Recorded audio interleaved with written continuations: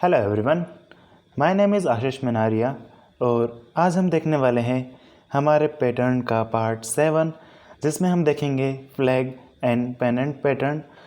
ठीक है, तो इससे पहले हमने पार्ट 6 कर लिया और कई सारे पैटर्न्स ऑलरेडी कवर हैं।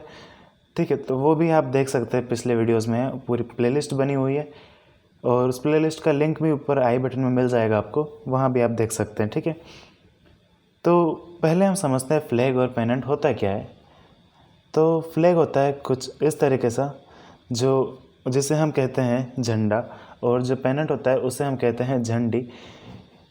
ठीक है, तो कुछ ये ऐसे दिखते हैं, ये एक रेक्टेंगल शेप में होता है और ये एक ट्रायंगल शेप में होता है। ठीक है, तो अब सीधा इन पे हम डिस्कस करते हैं कि इन पे कब एंट्री लेना है, ये कब बनेंगे और हमारा टारगेट क्या रहेगा, हमारा स्टॉप लॉस क्या रहेगा, हर चीज़ अभी देख लेते हैं। तो सबसे पहले मैं अपने फायर्स अकाउंट पे आ जाऊँगा और ये जो फ्लैग और पेनेंट है ये दोनों डायरेक्शन में बनते हैं। ठीक है, अगर बुलिश है तो बुलिश साइड भी बनेगा, अगर बियरिश है तो बियरिश साइड बन रहा होगा। और अगर बुलिश साइड बनता है तो अभी ये सिंबल है कि मार्केट और ऊपर जाएगा, और अगर बियरिश साइड बन रहा है तो ये साइन है कि अभी मार्केट और नीचे जाएगा। ठीक है, तो पहले हम बुलिश देख लेते हैं, और जो बियरिश का होता है वो सेम ही होता है, बस उसका रिवर्स हो जाता है। ठीक है, तो वो आप खुद भी चेक कर सकते हैं। तो अब मैं आपको बताता हूँ कि कब हमारा फ्लैग पैटर्न बनेगा और कैसे बनेगा, और सेम हम उसमें भी देखेंगे पेनेंट के लिए। तो सबसे पहले अगर मार्केट बुलिश है तो मार्केट अभी ऊपर जा रहा है, यहाँ कहीं आया, अब यहाँ से मार्केट थोड़ा सा नीचे जाएगा और यहाँ अपना पहला रेजिस्टेंस लिया इसने और नीचे गया। ठीक है, यहाँ कहीं आया, पहला सपोर्ट लिया, फिर ऊपर जाएगा। ठीक है, फिर यहाँ दूसरा रेजिस्टेंस लिया और यहाँ से फिर नीचे आएगा, यहाँ कहीं इसने दूसरा सपोर्ट लिया और फिर ऊपर जाएगा। ठीक है, तो ये कुछ ऐसे चलेगा। तो अब हम क्या करेंगे, एक ट्रेंड लाइन लेंगे और पहले रेजिस्टेंस पे इसका पहला पॉइंट रहेगा और दूसरा पॉइंट जो है वो दूसरे रेजिस्टेंस को टच करते हुए ड्रॉ करेंगे। ठीक है, एक ही हो गया। अब है जो हमारा पहला सपोर्ट है वहाँ से लेके जो दूसरा सपोर्ट है उससे मिलाकर हम एक लाइन ड्रॉ कर देंगे, तो ये कहीं आगे आगे क्रॉस कर देगा। तो जब ऐसा हमें पैटर्न मिल रहा होगा तो इसका मतलब होता है कि ये एक पेनेंट पैटर्न बन रहा है, और अभी यहाँ से मार्केट अगर ब्रेकआउट देता है तो वो अभी ऊपर जाएगा। ठीक है, इसका टारगेट और सब देखते हैं, लेकिन पहले हम समझ लेते हैं। तो अभी ये सेम चीज़ हम फ्लैग के लिए भी समझ लेते हैं। तो अब हम देखते हैं फ्लैग कब बनेगा। तो सेम है, अगर ऊपर साइड जा रहा है, बुलिश है मार्केट, तो अभी बुलिश में हमें एक फ्लैग पैटर्न देखने को मिल सकता है। तो यहाँ मार्केट आया, पहला अपना रेजिस्टेंस लिया और यहाँ से थोड़ा नीचे गया, यहाँ कहीं आया और यहाँ से फिर ऊपर जाएगा। यहाँ इसने अपना पहला सपोर्ट लिया और फिर ऊपर गया।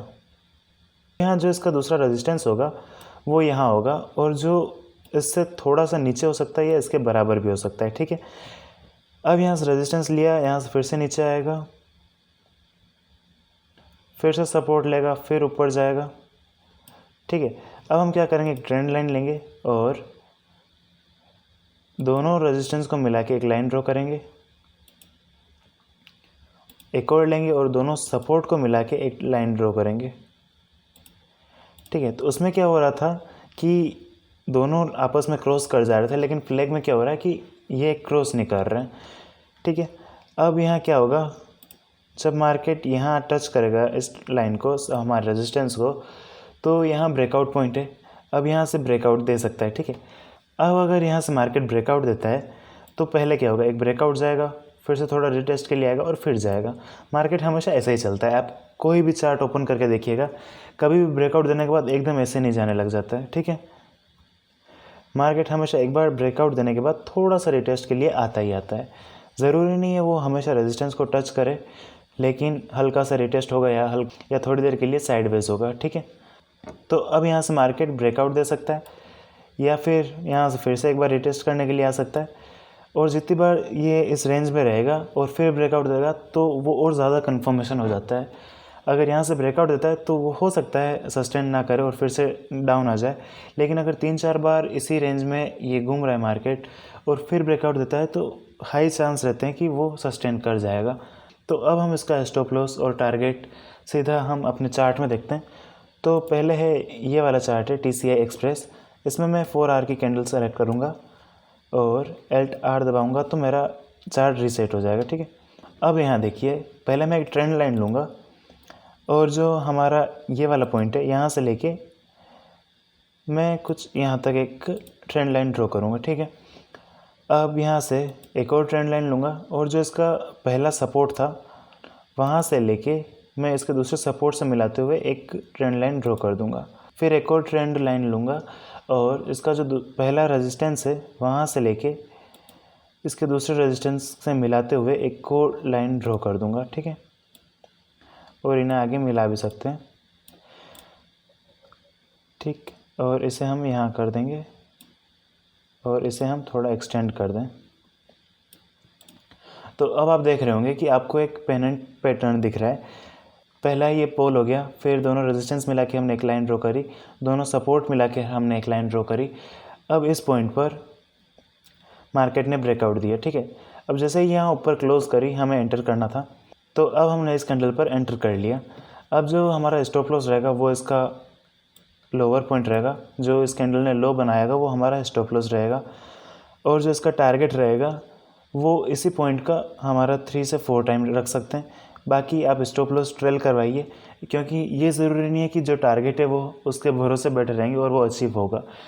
ठीक है, ये निफ्टी में अलग चीज़ होता है, ऑप्शंस में अलग चीज़ होता है, और जो स्टॉक की बात करते हैं उसमें एक अलग चीज़ होता है। ठीक है, तो जैसे अगर निफ्टी में होता तो हम रेशियो रखते हैं कि हाँ 1:5 का हमारा रेशियो है। 1 अगर हमने 50 रुपये का लिया है और 10 रुपये हम स्टॉप लॉस लगा रहे हैं तो हमारा टारगेट होगा और 50 रुपये प्रॉफिट में, मतलब हमारा 100 रुपये का टारगेट है, तो वो 1:5 का हमें रेशियो मिलता है। लेकिन स्टॉक में ये नहीं होता, हमें थोड़ा सा आइडिया रहना चाहिए कि हाँ इतना पॉइंट तो बढ़ेगा। जैसे यहाँ था 1512 और इसने हाई बनाया 1742। ठीक है, तो ऑलमोस्ट 200 रुपये यहाँ से बढ़ गया था, तो ये काफ़ी एक अच्छा प्रॉफिट था। ठीक है, दोनों 2 कैंडल बनी और 2 में हमारा काफ़ी अच्छा प्रॉफिट हो गया। तो यहाँ हमने एंटर किया, यहाँ से मार्केट थोड़ा साइडवेज होगा हमेशा की तरह, और फिर से इसने एक ऊपर की साइड मूव दिया। ठीक है, तो ये हमारा स्टॉप लॉस हो गया, और हमारा जो ट्रेलिंग स्टॉप लॉस रहेगा वो हमेशा कैंडल के डाउन पे रहेगा। ठीक है, तो वो कभी हिट नहीं किया, इस पे गया। फिर जो सेकंड कैंडल बनी तो हमने हमारा स्टॉप लॉस यहाँ लगा दिया, फिर यहाँ और तीसरे में यहाँ, और हमारा इतना प्रॉफिट हो गया। ठीक है, अब आप प्रॉफिट बुक करना ये आपकी ज़िम्मेदारी है। ठीक है, तो हमने पहला पैटर्न देख लिया, अब हम देखते हैं फ्लैग वाला। तो मैं एक और चार्ट ओपन करता हूँ।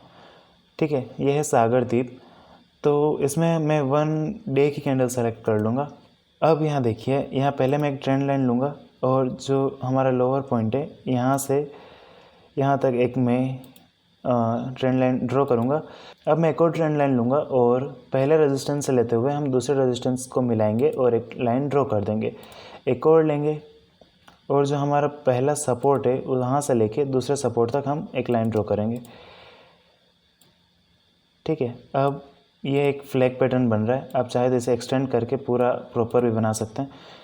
ठीक है, तो पहले हमने इन दोनों पॉइंट को मिलाया और एक लाइन ड्रॉ कर दी, हमारी एक लाइन ड्रॉ हो गई, फिर हमने एक्सटेंड करके एक प्रॉपर फ्लैग ड्रॉ कर दिया।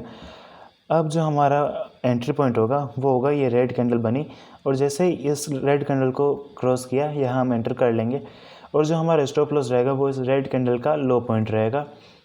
ठीक है, फिर हम अपना प्रॉफिट बुक कर सकते, तो हमारा काफ़ी अच्छा प्रॉफिट हुआ था। तो यहाँ भी आप देखें अगर, तो पहले ब्रेकआउट दिया, फिर रिटेस्ट के लिए आया, फिर मार्केट गया। तो मार्केट हमेशा इसी तरीके से चलता है, ये आपको भी समझना पड़ेगा। तो आई होप आपको हर कंसेप्ट इन पैटर्न पर समझ आ गया होगा। अब आप इन पर ट्रेड कर सकते हैं, और ट्रेड करने से पहले आप बैक टेस्ट ज़रूर करें। 6 महीने या 1 साल का चार्ट ओपन करें, एक नोटबुक लें, उसमें लिखें कितनी बार स्टॉप लॉस हिट हुआ, कितनी बार टारगेट अचीव हुए, कितनी बार इसने कितने बड़े बड़े प्रॉफिट्स दिए, कितनी बार इसमें लॉस हो गए। ठीक है, और कितनी बार ब्रेकआउट देने के बाद टेस्ट करने आया। तो ये जो टेस्ट करने आता है वो तो आपको हर बार मिल ही जाएगा ऑलमोस्ट, ठीक है। और ये सेम चीज़ आप बियरिश मार्केट में भी कर सकते हैं। बियरिश में क्या होगा, मार्केट डाउन जा रहा होगा, फिर एक साइडवेज जाएगा, थोड़ा फ्लैग टाइप बनेगा, ठीक है, फिर यहाँ आएगा और यहाँ से ब्रेकआउट दे देगा, ब्रेकआउट देगा, फिर से रिटेस्ट के लिए जाएगा, फिर ब्रेकआउट देगा। तो ये चीज़ भी आपको देखना है, सेम चीज़ है, ठीक है। आपको अब समझना पड़ेगा हर चीज़ में, अगर बताऊंगा इसी वीडियो में तो काफ़ी लंबा वीडियो भी हो जाएगा।